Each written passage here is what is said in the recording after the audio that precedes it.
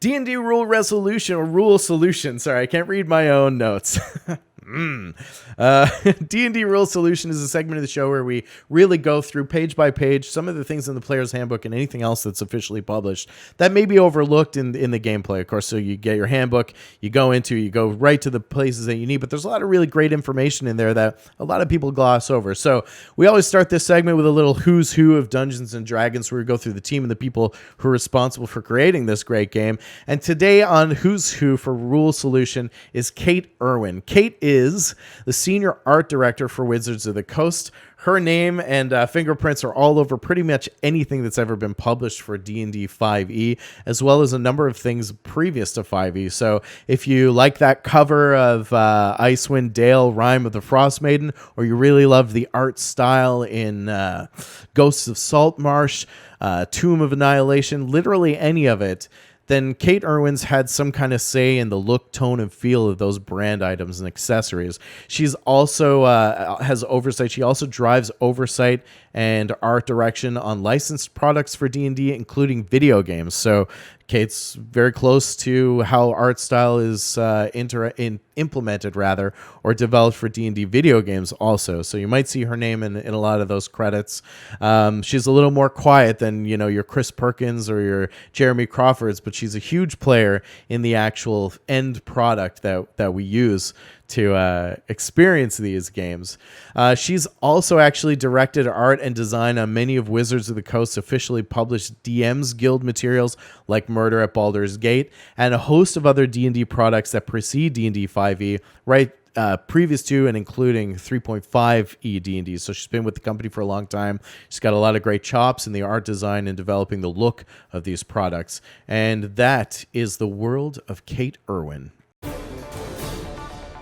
Moving along with D&D Rule Solution this week, we're going to talk about the worlds of Dungeons & Dragons and what's exactly involved. So all the settings that come together to comprise the worlds that surround Dungeons & Dragons as a game are rooted in high fantasy medieval environments primarily, and that's called out specifically in the player's handbook.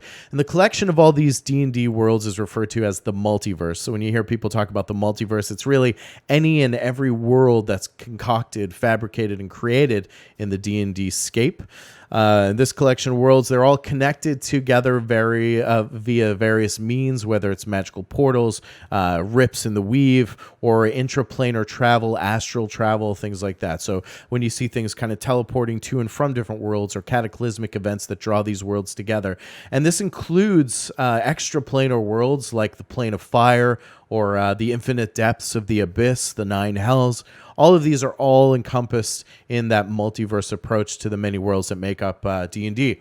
So some of the specific game world settings that you may or may not have heard about that are officially published or were officially published by Wizards for D&D include the Forgotten Realms, of course, one of the most popular game world settings. Dragonlance, which is tremendously freaking awesome too.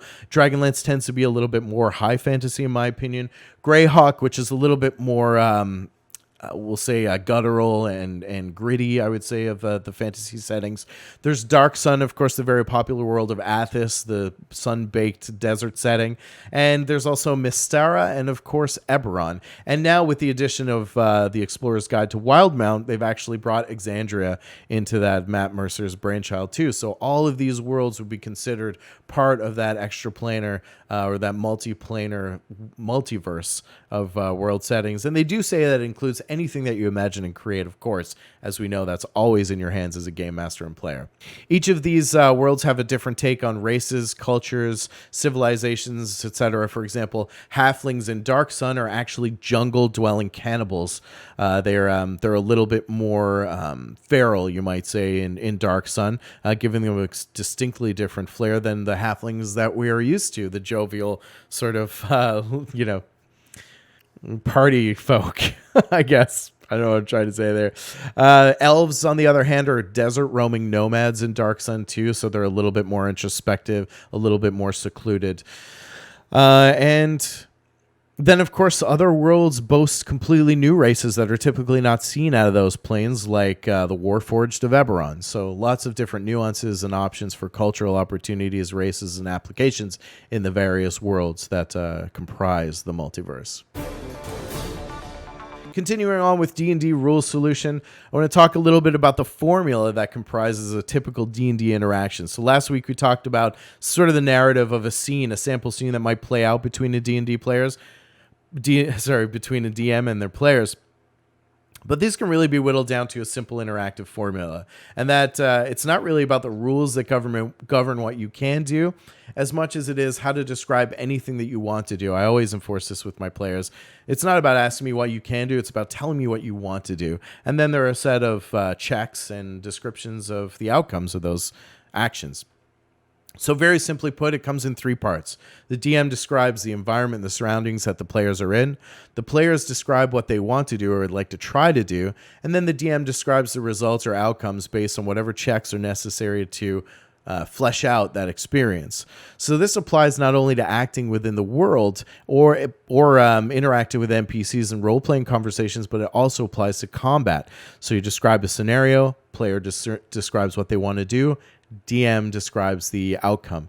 Why is that important? It keeps things fluid. And if the DM and players have an understanding of how that typical basic formula plays out, you can eliminate a lot of those opportunities where people are struggling to figure out what they should be doing. If you just always go back to that simple formula and use it to drive how you interact with the world. And over time, or pretty soon thereafter, you won't even think about it. It'll be so natural to you. It'll just be super clean and fluid. Beyond that, of course, D&D is a game that's played with dice. So we're going to talk a little bit about dice rolls, the roll of the dice, literal roll of the dice, and rules resolution in the games. For rules consideration, when you're stuck on whether or not a rule applies, always go back to the simple basic rule on rules, which is that specific always beats general. So an example of how that works is think about elves. Elves are proficient in longbow, but monks are not, because a longbow qualifies as a martial weapon. So the specific rule about elves being proficient in longbow precedes the general rule about monks not being able to use longbows. So in that case, an elven monk would be able to use a longbow because the specific rule beats a general rule every time.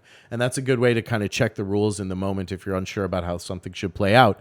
Of course, we go much deeper on rules and hotly contested rules in Sage Advice Unfurled coming up in the next segment.